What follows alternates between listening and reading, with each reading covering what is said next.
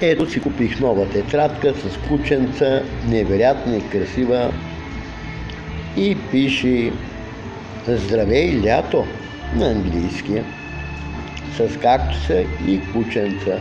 Как да ви кажем, в Панама постоянно е много горещо. Свръхгорещо е, повече от 30 и няколко градуса.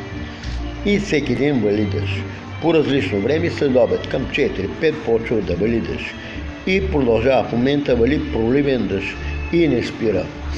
Направо ще кажа, че ръки текат по шосето, по улиците, става страшно. Това е, приятели, много го обича, Милян Петров Недев. Намирам се в момента в град Давид, провинция Чирики, Панама. Какво направих днес? Ядах един много хубав салам, много ми хареса. Доволен съм от живота и други неща направих, за които няма да казвам. Много съм доволен. Утре имам рожден ден, така че се надявам да имам един свръх успешен и щастлив рожден ден. Благословени бъдете, да живее България. Обичам ви.